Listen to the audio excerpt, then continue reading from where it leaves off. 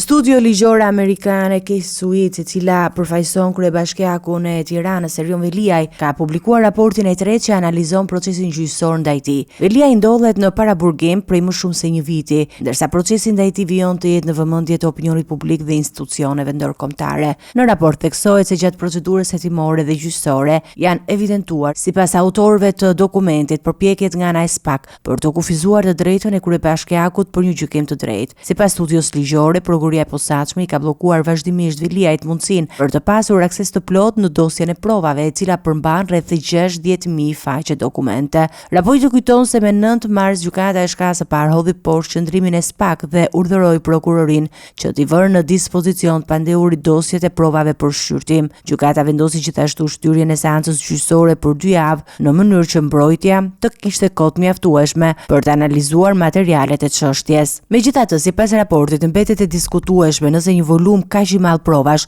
mund të shqyrtohet në mënyrë efektive brenda një periudhe kaq të shkurtër kohe. Sipas studios ligjore, lobimi nuk është ndër kriteret e parashikuara nga ligji për të justifikuar ndalimin e një të pandehuri. Ka edhe një arsye pse SPAK e ka përdorur atë për këtë qëllim, për të ndëshkuar dhe për t'u akmarrë ndaj kryetarit Veliaj për ushtrimin e së drejtës së tij demokratike, për t'u drejtuar institucioneve me kërkesa, gjë që në fakt ka nxjerrë në pashkelet e shumta të procesit të rregullt ligjor nga SPAK në çështjen e tij. Ndërkohë, partneri i studios, Daniel Fetterman, e ka cilësuar shqetësues përdorimin e aktiviteteve të lishme të lobimit si argument për paraburgim. Ai ka bërë thirrje që institucionet amerikane të shqyrtojnë situatën, duke shtuar se për këtë çështje janë dërguar letra drejtuar Departamentit të Shtetit Amerikan dhe Departamentit të Drejtësisë. Raporti i tretë i studios pritet të shtojë debatin mbi mënyrën e zhvillimit të procesit gjyqësor ndaj Veliajt, ndërsa çështja mbetet një nga më të diskutuarat në shkeljet politike dhe juridike në vend.